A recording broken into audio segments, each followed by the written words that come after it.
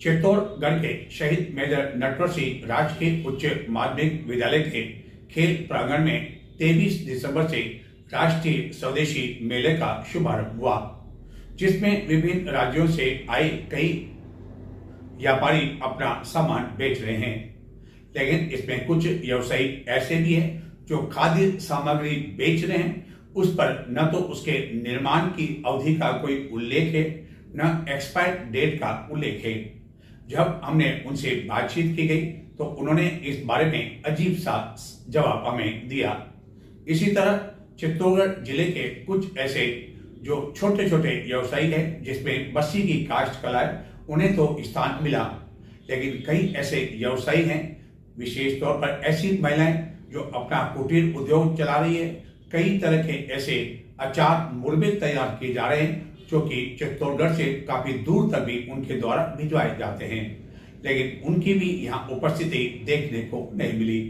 एवं इस दौरान कुछ ऐसी स्टॉलें भी देखने को मिली जहाँ अपेक्षाकृत काफी अधिक भाव भी लोगों ने होने की शिकायत की।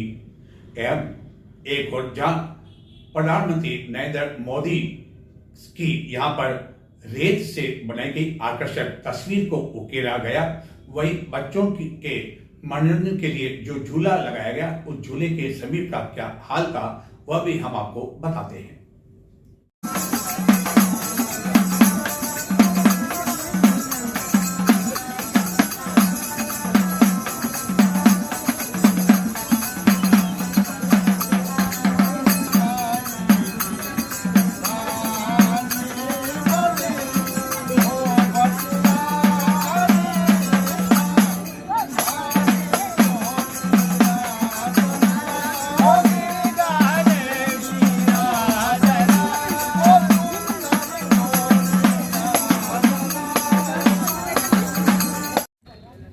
चित्तौड़गढ़ के शहीद मेजर नटवर सिंह राजकीय उच्च माध्यमिक विद्यालय प्रांगण में राष्ट्रीय स्वदेशी महोत्सव का आयोजन इन दिनों चल रहा है। 23 दिसंबर को यह महोत्सव आरंभ हुआ था और 28 दिसंबर तक आयोजित किया जाएगा, जिसमें भाग लेने के लिए शुक्रवार को लोकसभा अध्यक्ष ओम बिरला भी शुक्रवार सायं पहुंच रहे हैं। राष्ट्रीय स्वदेशी महोत्सव में आखिरकार क्या क्या है, हमने सोचा क्यों न चित्तौड़ दर्शन के दर्शकों को भी घर बैठे इसके बारे में जानकारी दी जाए। तो सबसे पहले हम पहुंचे इस महोत्सव के दौरान जहां खान पान की कुछ दुकानें लगाई गई थी, और सबसे पहले पहुंचने पर हमारी नज़र पड़ी छाछ पर और राबड़ी पर। यह आजकल शहरों से लुप्त होती जा रही है। अच्छा लगा कि कम से कम इस स्वदेशी महोत्सव में यह सब कुछ बिक रहा है, लेकिन फिर हमारी नज़र गई इस जलेबी पर और यहाँ रखी कचौरियों पर। हाथ लगाया तो न जाने कितने घंटे पहले बनी हुई थी और ये जलेबी का रंग बड़ा अजीब सा हमें लगा। उसके बाद हमारी नज़र गई राम सा राजस्थानी ढाबा पर, तो सोचा क्यों ना पहले पेट पूजा कर ली जाए और फिर बाद में भी दर्शकों को बताया जाए कि इसका स्वाद कैसा है। लेकिन सामने जब माचे यानी कि यहाँ खाने के लिए स्थान जो रख रखा था वह खाली खाली दिखाई दिया। आखिरकार अवकाश का दिन होने के बावजूद ऐसा क्यों? नज़र पड़ी हमारी केसर चूरमा पर।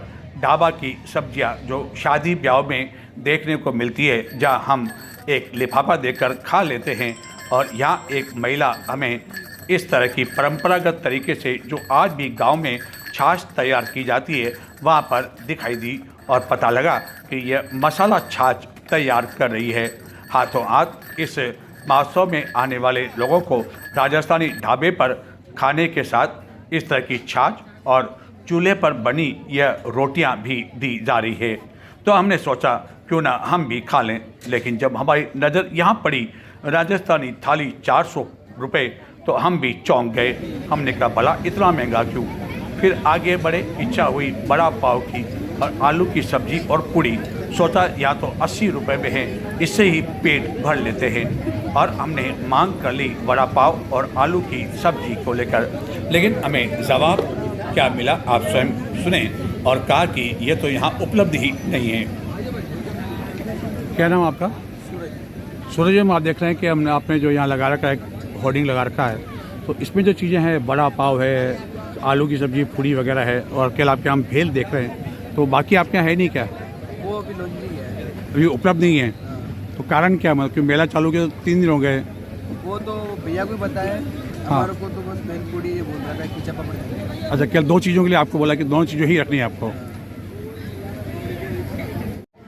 अब यह हमारी समझ से परे रहा कि गांव वाले भी आ रहे हैं, शहर वाले भी आ रहे हैं।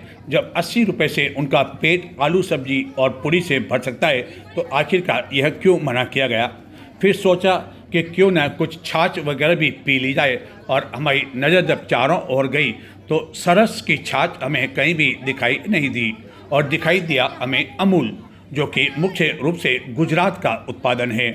हमें भी आश्चर्य हुआ कि आखिरकार चित्तौड़गढ़ में तैयार होने वाली सरस छाछ का काउंटर क्यों नहीं लगा, और हमने सोचा प्रधानमंत्री मोदी के फोटो जगह जगह लगे हुए हैं, तो यहाँ स्वच्छता पर भी तो विशेष रूप से ध्यान दिया गया होगा। लेकिन जब हम झूलने वाले स्थान पर पहुँचे, जो कि बच्चों के लिए लगाए गए थे, तो हमारी नज़र पड़ी इस कचरे पर, और हमने सोचा यह आज का कचरा होगा, शाम तक हट जाएगा। लेकिन आसपास झूले लगाने वाले लोगों ने बताया कि यह कचरा तो कल से ही पड़ा हुआ है और इसे हटाने वाला कोई नहीं है। हालांकि कहने को तो यहाँ पर कचरा की एक गाड़ी पड़ी हुई थी, जो कि शहर में गली मोहल्लों में घूमती है, और इस कचरे में कुछ ऐसा सामान भी हमें दिखाई दिया, और ऐसा महसूस हुआ कि आखिरकार अन्न का अपमान क्यों करते हैं लोग, और इस खाद तरह के कचरे में क्यों फेंक दिया जाता है आखिर बाद में। और आगे की ओर हम जब बढ़े तो कुछ कठपुतलियाँ हमें दिखाई दी। अच्छा लगा कि कम से कम यहाँ तो स्वदेशी उत्पादन को बढ़ावा दिया। बातचीत की हमने दुकानदार से। क्या नाम आपका? योगेश कुमार। योगेश जी, कहाँ से आए और ये कहाँ स्टॉल लगे कहाँ से? सर मैं कुचामन सिटी नागौर, हमारे कुचामन सिटी के बाद 10 किलोमीटर दूर गांव है बावता, वहाँ से आया हूँ। ये हमारा पारिवारिक काम है जो हम वर्षों से करते आ रहे हैं। तो ये जो हमने दिखाया कि इसमें जो इसको बोलते हैं, क्या क्या आप यहाँ पर लेकर आए चित्तौड़ मेले में? सर हम लेके आए हैं car hanging doll, wall hanging doll, और स्टैंडिंग डॉल, और पपेट्स, कठपुतली जिसको बोलते हैं राजस्थान की परंपरा पुरानी, और इसके अंदर ईयरिंग डॉल्स भी है, वो उधर लगे हुए मैग्नेट डॉल भी है, तो ये ईयरिंग डॉल्स भी है।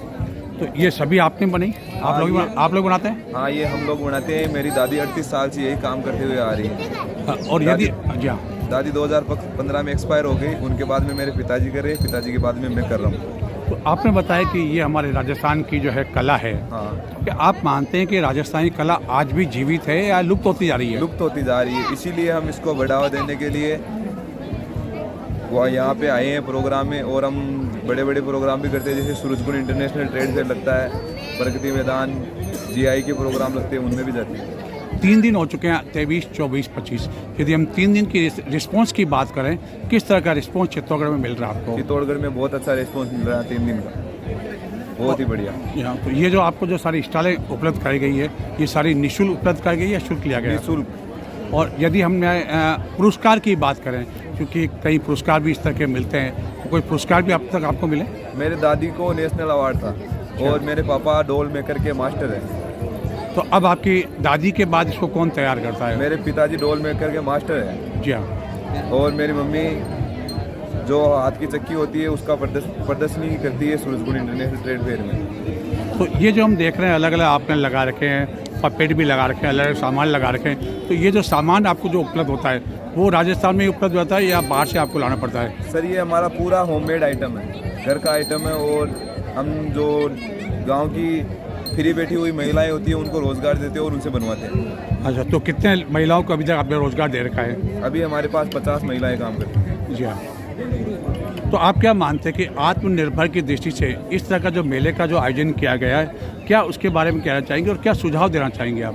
सर आत्मनिर्भर, इसमें ये आत्मनिर्भर स्वदेशी का मेला है, इसके अंदर यही सरकार ने यही बढ़ावा दिया है कि अपने देश की चीज़ों को बढ़ावा दें, ज़्यादा से ज़्यादा अपने देश की चीज़ों का उपयोग करें, ना कि बाहर से एक्सपोर्ट की गई चीज़ों का आप यूज़ करें। देश की चीज़ों का जितना ज़्यादा खरीदारी होगी, उससे हमारे देश की आर्थिक स्थिति में भी सुधार होगा। आपने सही कहा कि स्वदेशी मेला, लेकिन इससे इस स्वदेशी मेले के बहाने एक आत्मनिर्भर भी व्यक्ति बनता है कि मैं स्वयं जो है निर्भर हो जाऊं। तो क्या आप संतुष्ट हैं कि आप इससे आत्मनिर्भर हो पाए हैं? हाँ जी, मैं तो आत्मनिर्भर हूँ और मैं काम भी करता हूँ खुद का घर का, और मैं इससे अपनी रोजगार भी मानता हूँ।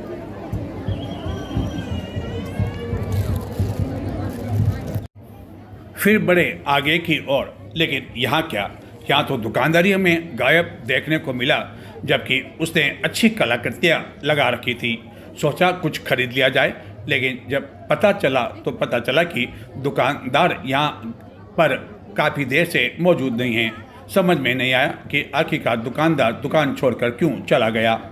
कुछ और आगे बढ़े तो बस्सी की काष्ठकला हमें दिखाई दी। खुशी भी हुई कि कम से कम चित्तौड़गढ़ जिले की बस्सी की काष्ठकला को यहाँ महत्व दिया गया और स्थान भी मिला है, जो कि पूरे देश पे और ख़ासतौर पर राजस्थान में प्रसिद्ध है।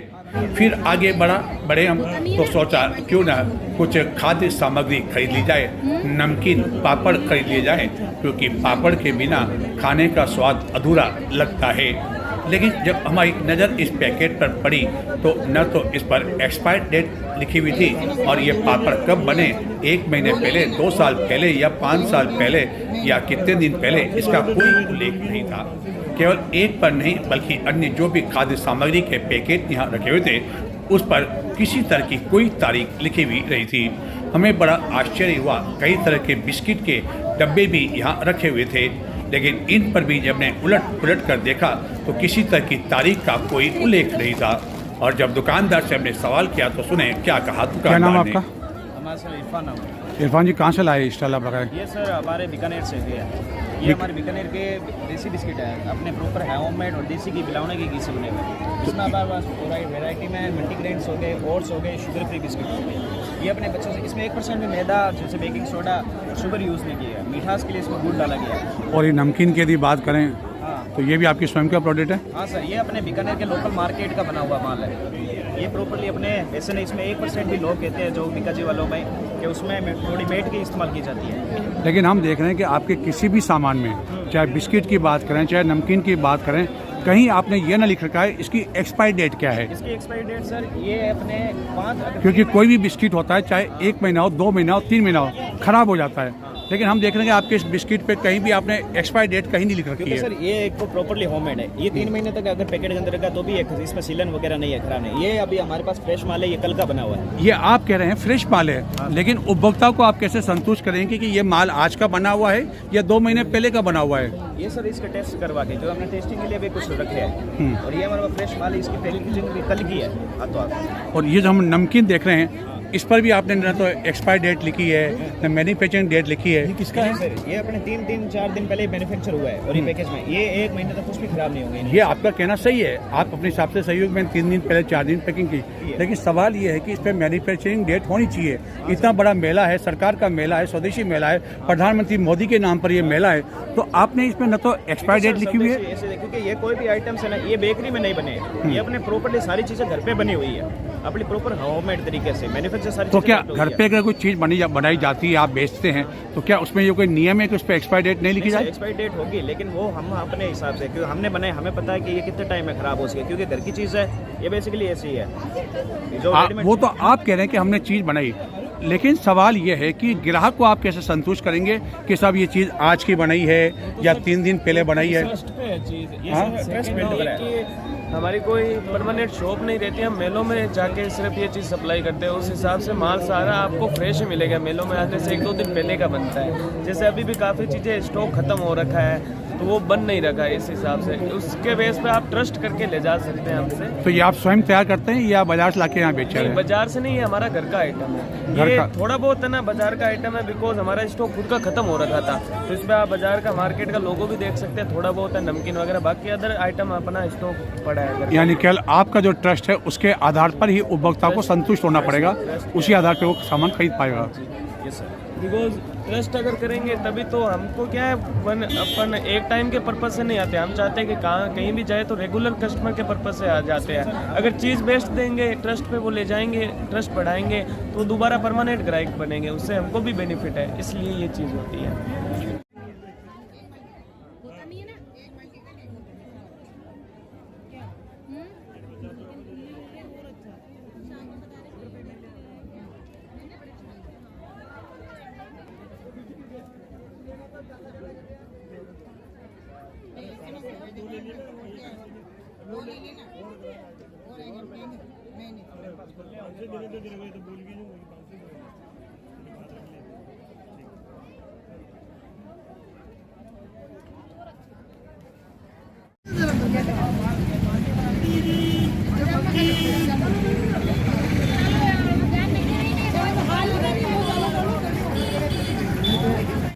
अंदर आप लोगों ने खाने पीने की जो स्टॉलें लगी है वहाँ आनंद क्यों नहीं लिया?